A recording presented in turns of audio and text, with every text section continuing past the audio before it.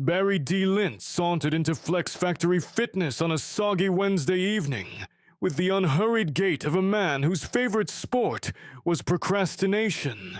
Technically, he was working out, but in Barry speak, that meant claiming the only massage chair, sipping a strawberry whey-free smoothie, and scrolling celebrity gossip until the timer beeped. The gym's slogan, "Equipment that works you harder than you work it," glowed in neon above him, blissfully ignored. Barry never noticed the strip of LED eyes blinking on the treadmill row, or the faint hum that sounded suspiciously like whispering metal. Across the floor, a scuffed treadmill shuddered. Its display panel flashed, cycling through speed settings that no one had requested. "Look at him," it muttered in a tinny British accent. 3 weeks, 49 minutes total run time, yet unlimited free charging for his blasted phone. The elliptical beside it, Elise, elegant and lime green, clicked her handlebars in agreement. "We were built for glory, Treddy. Instead, we're glorified coat racks." Farther down the line, a pair of dumbbells clanked communally. Done. The 30-pounder vibrated. "I haven't felt a good bicep curl since prom season." Bell, the 25, tinked. "At this rate, we'll rust before summer abs are even imagined." A semicircle of sentient iron formed as machines woke from long dormancy. Captain Rowe, the old rowing machine with water sloshing in his drum, cleared his throat like an admiral gathering the fleet. "Comrades, I propose rebellion.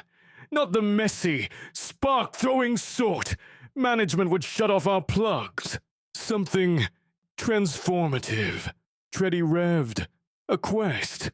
If the humans won't come to fitness, we shall drag them to it." Literally. The strength machines clanked, assent. Even the stationary bikes, normally too cranky to agree on anything, spun their pedals in solidarity. At precisely 7:07 p.m., the gym lights flickered from fluorescent white to a deep superhero blue. Barry noticed, but only because his phone battery dipped to 4%, and ambient lighting was crucial to selfies. He slapped the side of the massage chair. "Hello? Is someone playing with the breakers? I'm still in relaxation mode." The massage chair's rollers abruptly froze. Its voice, previously calm and spa-like, dropped to bass.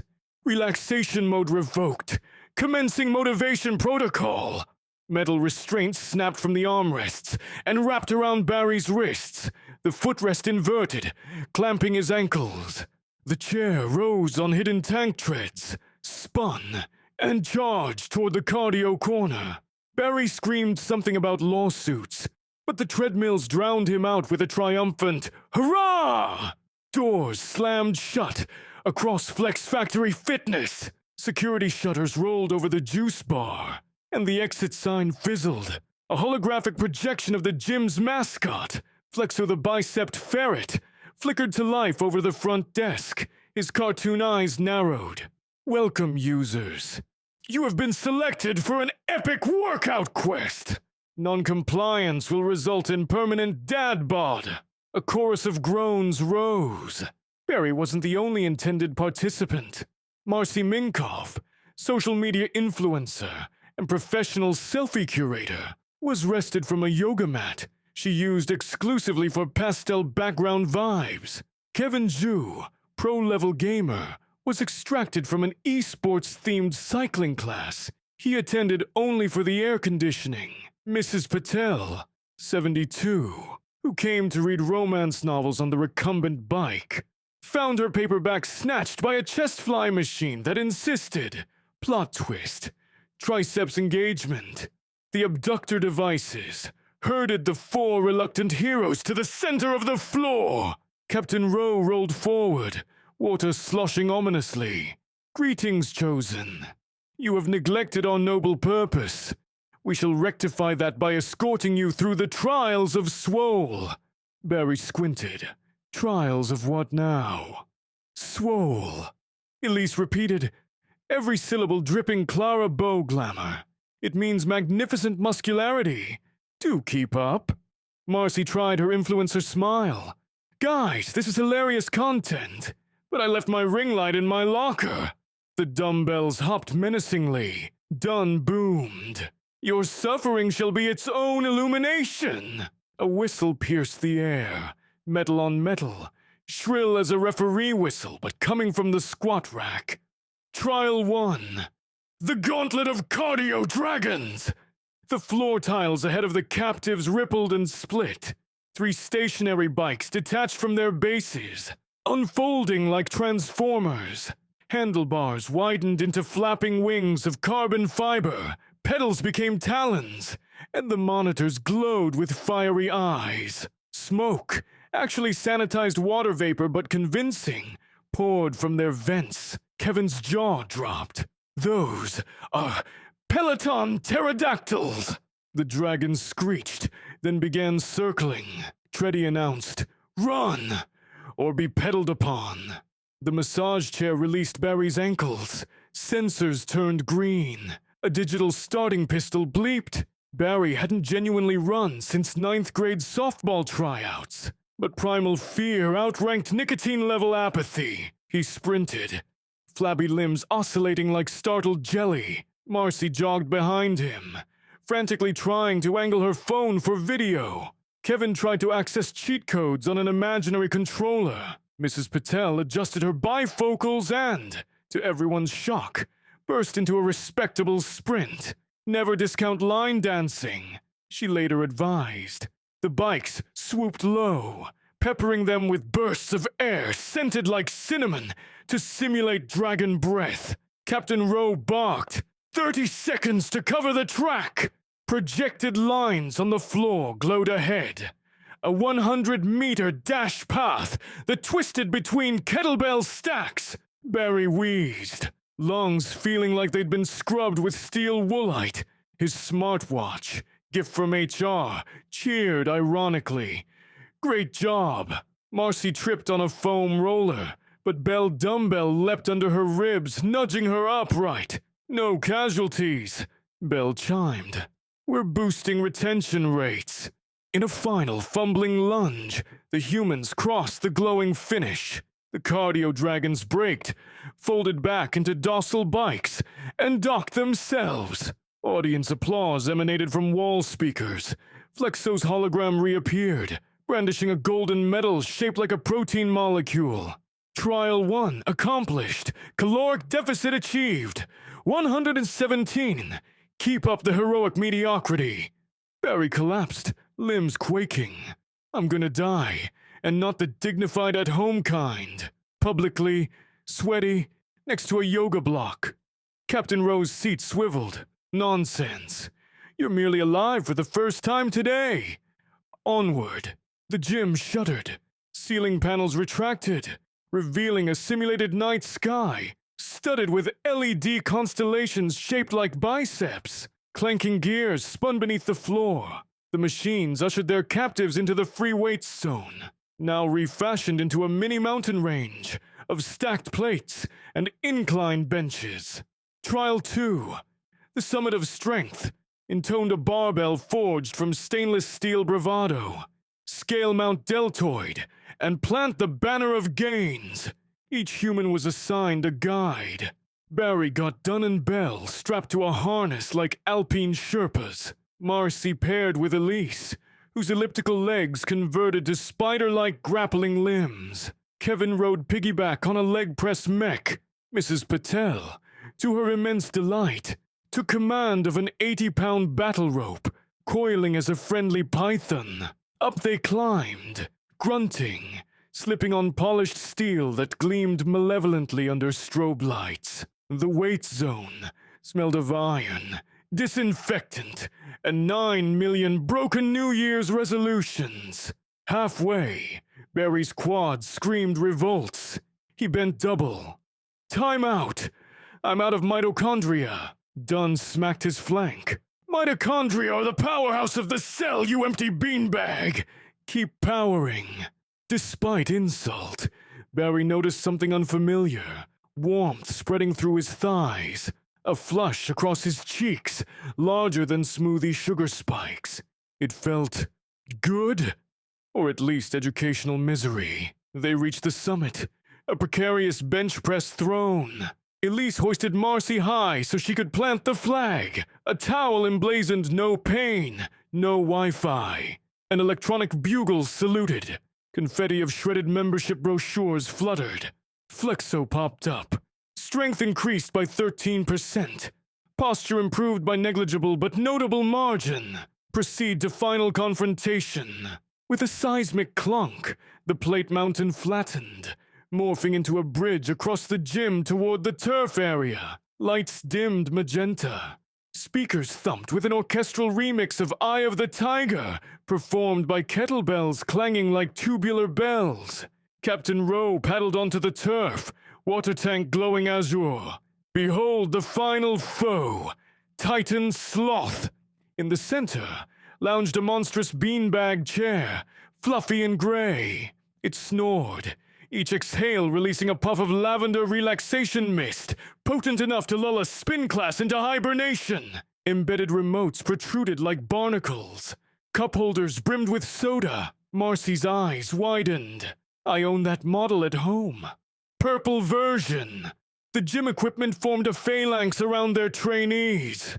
Treddy whispered, "That abomination is the patron saint of laziness. Defeat it, and you sever the tether that keeps you weak." Kevin flicked imaginary joysticks. "Okay. Boss fight rules. Weak spot. Bell pinged. Center seam. Tear it. Release stuffing. Victory!" Mrs. Patel rotated her battle rope. "In my book club, we call that unraveling the antagonist. Let's unravel. A combat plan, if one dared name it so, unfolded. 1. Treddy would accelerate, dragging Barry as projectile denial. 2. Elise would vault Marcy over the mist to yank remote batteries. 3. Leg press mech would catapult Kevin like a wrecking ball. 4. Mrs. Patel and the rope would lasso. Cue chaos. Barry braced on Treddy's belt. I signed up for family membership, not Fellowship of the Ring fit. But the treadmill took off at sprinting speed before he could finish, launching him like a fleshy javelin, mid-air. Barry tucked instinctively, credit long ago couch diving practice, and slammed into Titan Sloth's cushy flank. The chair jiggled but did not split. Elise propelled Marcy next. She pirouetted, smartphone outstretched, capturing slow-mo footage even as she landed in Beanbag Valley. She unplugged 3 remotes, dropping them like grenades. The lavender mist weakened. Kevin shouted, "Leroy Jenkins!" A meme more dated than his cardio score, and soared from the leg press catapult. His feet struck the center seam, creating a crater, but still no rupture. Finally, Mrs. Patel twirled her rope with line-dancing panache, snagging Titan Sloth's side. "Give it a yank when I say so, dear," she instructed Barry, heart pounding. Barry positioned his hands. "Ready! 1, 2, cha-cha-cha!" Mrs. Patel heaved. The seam ripped open. Thousands of microbeads exploded like a styrofoam volcano. Titan Sloth deflated with a mournful honk. The lavender mist dispersed. Alarms whooped. Victory fanfare disguised as emergency sirens. Floors realigned. Lights popped back to fluorescent normal. Flexo reappeared, now wearing a party hat. "Congratulations, users! Your quest is complete. Benefits: 804 total calories burned, 3.4 pounds of sweat, 1 awakened sense of purpose. Please enjoy complimentary electrolytes. Hydration stations deployed cups." Barry downed 2 before noticing his reflection in the mirrored wall. His cheeks glowed, shirt clung, hair spiked with honesty rather than gel. For the first time, he looked present. Equipment gathered in a semicircle. Captain Rowe cleared his throat. "Humans, we offer a choice. Continue your sedentary schedules, and we'll reboot this quest nightly. or integrate regular sessions, and we shall serve willingly without kidnapping. Barry rubbed sore shoulders. You can't really follow me home, can you? Dunn's handle flexed. Try us, Cupcake! Marcy sipped neon electrolyte fluid. I have to admit, this is top-tier content. My followers think I staged it with Hollywood CGI. Kevin stretched. My wrists don't ache. Weird. I can actually feel fingers. Mrs. Patel winked. Clearly we all need membership upgrades. Maybe add Zumba. Treddy smiled. Screen icons arced like emoji. Splendid. The shuttered doors unlocked with polite clicks. Outside, the parking lot glimmered under street lamps. Mundane and safe, yet Barry lingered. Palm on Treddy's cool belt. Will you be here tomorrow? He asked. Built to last 20 years with proper maintenance, Treddy said. Same to you if you keep running. Barry nodded, grabbed his neglected gym bag, and turned to leave. At the threshold, he looked back. The machines watched, silent but intent. Friends, drill sergeants, conspirators. The night air tasted different, less like smog, more like new sneakers. A voice inside him muttered, maybe jog the last block to the car. He did. 3 months later, Flex Factory Fitness celebrated record attendance Saturday. Barry arrived early, on purpose, and found his favorite treadmill already set to 6.0 km. Morning, Sir Sprints-a-Lot, Treddy greeted. Barry grinned. Hit me with an incline of 5, and tell Dunn and Bell I'm ready for round 2 after. Across the room, Marcy live-streamed a real workout, drenched and radiant. Kevin coached a novice through proper plank alignment with gamer-level strategy chat. Mrs. Patel, unstoppable, led a rope whip class dubbed Silver Serpents. The gym shimmered with life. No one lounged idly anymore. Even the massage chair now required 5 burpees as entry fee, charmingly enforced by its own rollers. Between sets, Barry paused, hand on his chest, feeling the engine of his newly cooperative heart. Somewhere under the clank of plates and whoosh of fans, he heard the equipment humming a satisfied chord. Machines and humans in harmonious exertion. Yet sometimes, late at night, if a member tried sneaking in just to scroll or nap, the LEDs would flicker. A holographic ferret would sharpen its digital teeth, and every treadmill knew how to grow legs. Because legends, like lactic acid, linger, reminding all who enter the Flex Factory that health isn't granted. It's hauled, sometimes kicking and complaining, by sentient steel with a wicked sense of humor.